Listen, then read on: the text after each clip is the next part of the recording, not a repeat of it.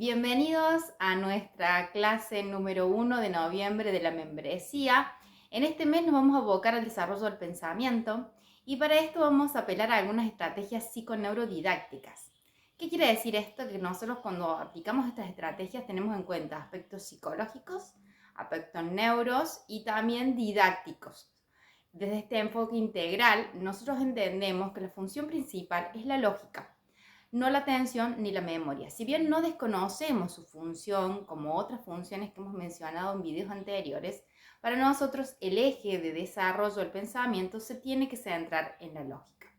Hoy, en nuestra primera clase, desarrollaremos qué es la lógica, cómo ésta se relaciona con las estructuras de pensamiento y cómo éstas surgen en el sujeto humano.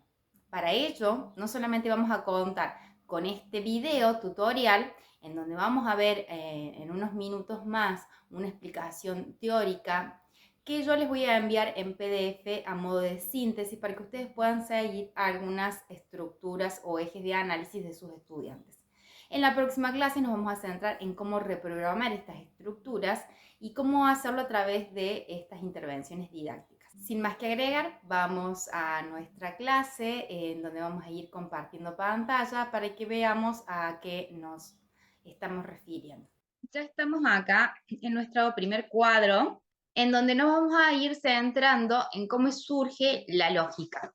En este caso, lo que podemos ver es que la capacidad pensante del sujeto humano, ¿sí?, para llegar a la lógica, primero tiene que llevar a un estadio en donde significante y significado se disocian. Eso significa que se vuelven algo diferenciado. ¿Qué es el significante? Es algo externo que tiene que ver con lo social, digamos, esto es un mate, por ejemplo, y el significante es mate. Todos hemos convenido denominar este objeto mate. Yo no lo puedo denominar de otra forma, porque si yo lo denominase de otra manera, no habría quien entendiese lo que yo estoy queriendo comunicar. No puedo crear un sistema alternativo, ¿sí? Entonces el significante es algo externo a lo que el sujeto tiene que adaptarse, tiene que memorizar, tiene que recordar, tiene que identificar y diferenciar qué es ese objeto externo. Para ello va a crear un significado que es interno. Entonces, internamente, este mate para mí significa algunas cosas que no significa para otras personas. Para algunas personas puede ser esto una cuestión asquerosa de estar compartiendo una bombilla. Para otras personas puede ser una cuestión de pensar en mate y pensar en el paseíto, ir tomando mate en el auto. Para otras personas pueden ser cosas muy diferentes, digamos. El significado es individual, lo construye el sujeto, depende de su propia experiencia, y el significante es social. Pero ambos están ligados, ¿sí? Y uno va a detonar al otro. Cada vez que yo vea ese objeto, se va a detonar todos mis significados internos. Hay objetos que son un poco más concretos y otras cosas son abstractas. Por ejemplo, mamá. Mamá es un significante, ¿sí? Que si nosotros entendemos una persona que tiene hijos, pero lo que para mí signifique mamá es individual. Entonces, mamá para mí puede estar relacionada con el amor, con el afecto, con la contención, pero también puede estar relacionado con alguien que me golpea, que me maltrata, a quien le tengo miedo. Entonces, esa concepción se detona inmediatamente al detonarse el significante. Estos significantes al principio son de relación directa. Este objeto se llama mate, si hay una relación directa, es una lógica simbólica, esto es igual a mate, y después esto se va abriendo en una cadena de significantes que van relacionando a este mate con diferentes cosas, ¿sí? Y con diferentes áreas cerebrales, por ejemplo, suave, colorido, liviano, bueno, tienen que ver desde la visión, desde lo táctil, pero también está, bueno, para mí el sabor, digamos, todo lo sensitivo de la boca. Entonces, la palabra mate, digamos, va creando una red de significados que arman una estructura o un esquema mental, ¿sí? Esas estructuras o esquemas mentales es lo que a nosotros nos permite interpretar la realidad. Son una serie de conexiones interneuronales que nos van a permitir a nosotros interpretar esto que está afuera, este significante, a partir de esta red de significados que tengo internas. Y esto es lo que nos va a llevar entre los 0 y los 2 años a constituir la base de nuestro pensamiento y de nuestros mentales y de la lógica simbólica que se da en este periodo, en donde el niño va incorporando permanentemente nombres de objetos y va construyendo significados paso a paso, lentamente. Eso va a dar que en un periodo de los 2 a los 4 años se empiecen a producir ciertas, ciertas conductas en el sujeto, a lo que nosotros le llamamos producción simbólica, ¿sí? ¿Qué es la producción simbólica? Es esa cuestión externa, digamos como puede ser el dibujo, el juego, el lenguaje, que muestran toda esta estructuración interna. Cada niño dibuja su cuerpo como lo percibe. Hay niños que a los 2 años ya tienen un monigote, hay niños que no, que lo van a desarrollar más adelante, porque tiene que ver con una percepción de sí mismo y de su propio cuerpo. Hay niños que a los 6 ya tienen todo el rostro y el cuerpo completo, hay algunos que hay que estar indicándole con qué respira, con qué escucha, con qué agarra, porque les faltan manos, porque les faltan oídos, porque les falta nariz. Entonces, esa producción simbólica, digamos, todo lo que el niño ejecuta hacia el exterior, a nosotros nos permite inferir todo lo que es su estructura mental, su interior.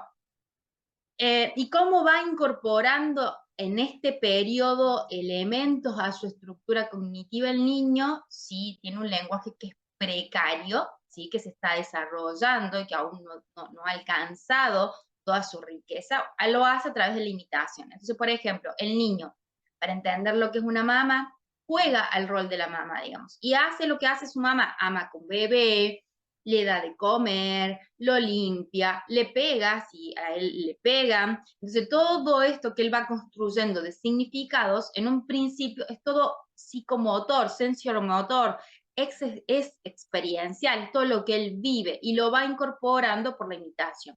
Entonces, la imitación es la fuente principal de incorporación de la información cuando el niño es pequeño, antes que lo sea el lenguaje. El lenguaje va a ir acompañando, va a ir simbolizando, va a ir generando abstracciones, pero no es el medio predominante. Y esto se va a ir viendo reflejado, este progreso en las producciones simbólicas. En esta etapa, digamos, de experiencia práctica, también se va a ir desarrollando la lógica intuitiva. El niño va a ir aprendiendo qué es una mamá y qué es el concepto de mamá a partir de vincularse con diferentes tipos de mamá. Ver que aquella mamá no le pega a su hijo, ver que aquella mamá lo alza, ver que aquella mamá le compra, ¿sí? Bueno, va a ir incorporando hasta que defina lo que es un concepto de mamá.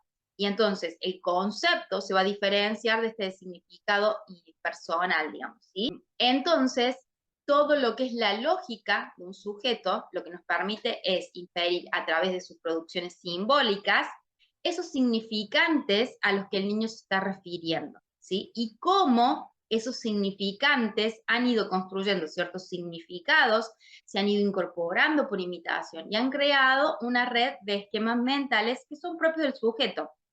Entonces, cuando nosotros vemos déficit en las producciones, o lo que nosotros llamamos déficit, en realidad lo que estamos viendo es un esquema mental que a veces está incompleto, que a veces está mal construido, que a veces tiene una lógica, fue construido bajo una lógica muy precaria y por eso quedó incompleto. Entonces, aquí es donde nosotros empezamos a pensar en la reprogramación mental y en la reestructuración de estos esquemas, ¿sí? Esto lo vamos a ver más en la próxima clase, pero bueno, y quiero que nos quedemos con esto para ir pensando en la capacidad pensante y el desarrollo de un sujeto. Ahora nos vamos a quedar realizando una síntesis de cada una de las lógicas, ¿sí? La lógica simbólica, entonces, es la que se desarrolla entre los 0 y los 2 años. Tiene que ver con la inteligencia práctica porque el niño empieza a aplicar estos primeros conceptos o nombres de objetos para relacionarse con el mundo. Entonces empieza a hacer intentos para compartir sus estados mentales, señalando, pidiendo, negándose a hacer algunas cosas. Hay una relación directa entre los objetos que construye, digamos, porque solamente están nominando objetos, ¿sí? Y este va a ser el centro del concepto que él va a ir creando. Y le llamamos a esta etapa la creación de la noción de objeto. ¿Por qué? Porque empieza a definir pequeños objetos que muchas veces puede llegar a confundir. Por ejemplo, él puede confundir una vaca con un perro, porque en realidad lo único que conoce es un perro, y entonces cuando uno lo saca al campo, cree que la vaca es un perro más grande, digamos, porque todavía no tiene la diferenciación necesaria y entonces lo asocia a su esquema de conocimiento previo. Este esquema de conocimiento, al ser precario, deforma el contenido, es decir, no tiene en cuenta que el que no ladra, no tiene en cuenta que está comiendo pasto y no comida balanceada, digamos. Entonces, esto es precario porque él todavía no ha desarrollado a través de su experiencia práctica el conocimiento de una vaca. Simplemente, visualmente, está diferenciando ese objeto y lo está nominando. Dentro de los objetos que él conoce, es como si él tuviera en su mente casillas y decir, bueno, este es un perro, este es una mamá. Incluso en esta etapa los niños pueden decirle a cualquier mujer mamá y a cualquier hombre papá, simplemente porque diferencian el género como algo característico de ese nombre, digamos, ¿sí? O de esa nominación. Por tanto, este pensamiento es inflexible e irreversible, digamos, porque una cosa lo lleva directamente a la otra y es un pensamiento muy egocéntrico, está muy centrado, digamos, en lo que percibe el sujeto. Algo que tenemos que tener presente es que las lógicas conviven, que no es que una reemplaza a la otra, sino que al igual que capas de cebollas se mantienen en nuestros cerebros y son utilizadas de acuerdo al momento en que nos encontramos. Cuando nosotros iniciamos con un conocimiento, donde el sujeto no tiene ningún anclaje previo, ningún conocimiento previo, nosotros empezamos desde la noción de objeto, de generar esa noción de objeto. Nosotros nos podemos encontrar con un estudiante que quizás nunca vio o nunca hizo conteo de objetos. Entonces hay que empezar por ese conteo de objetos, hay que empezar por esa seriación perceptiva para luego introducirlo a los números, sino el concepto base donde se van a ir estableciendo o se van a ir sustentando los números no va a estar dado, ¿sí? Y así pasa con cualquier cosa en la vida. Por ejemplo, si nosotros queremos aprender a manejar, vamos a empezar a nominar las partes del auto para luego empezar a aprender cómo se relacionan unas con otras y cuál es la función que. Vamos entonces a la lógica siguiente, que sería la lógica intuitiva. La lógica intuitiva es transductiva, es decir, que traduce a leyes generales cosas que suceden en la realidad. ¿Sí? Un ejemplo típico que suelo dar es el de mi sobrinita que decía, una mamá tenía un hijo, fumó mucho y le salió un hijo negro, porque relaciona el negro del humo con el negro de la piel. En realidad ella no está teniendo en cuenta aspectos genéticos, está teniendo en cuenta que puede haber otras mamás que fuman y que no le salieron hijos negros. Y entonces ellos generalizan cosas que pasan en su experiencia práctica como leyes. En la lectoescritura, cuando nosotros tenemos estudiantes que están aprendiendo por hipótesis constructiva, ¿sí? Y nosotros dejamos que ellos hagan su hipótesis, que, bueno, está bien, está incompleta, que sigue escribiendo así, ya se va a descentrar. Eso no va a suceder. El sujeto no tiene la capacidad de descentrarse, un sujeto que es intuitivo y que está generando hipótesis y leyes que se van a estructurar en su aparato cognitivo como certezas y que le van a permitir interpretar la realidad. Entonces, por ejemplo, a mí me pasó mucho cuando llegan pacientes diagnosticados como disléxicos, en realidad son estudiantes que son de lógica intuitiva y que al haber estado estimulados a desarrollar lectoescritura por métodos de hipótesis espontáneas, fueron creando escrituras incompletas que luego repitieron, ¿sí? Lo veremos en la segunda clase, en donde vamos a ver ejemplos prácticos, pero bueno, se veía como él repetía cada vez que escribía mesa como me-e, ¿sí? Entonces, esto que era interpretado como una dislexia, como una imposibilidad, en realidad es una estructura que se creó mal creada y que se permitió que se siguiera así porque ese es el método y el método lo permite, pensando que el chico se va a descentrar, pero eso solamente va a ocurrir en un chico que es operatorio concreto, no es uno ni de lógica intuitiva ni de lógica simbólica. Por eso la importancia de diagnosticar cuál es el tipo de lógica, porque es mucho más fácil crear una estructura desde cero que tener que reprogramarla, que es lo que vamos a ver en la clase siguiente. Crear una estructura desde cero nos lleva 21 días, pero desarmar una estructura puede llevar meses, incluso años.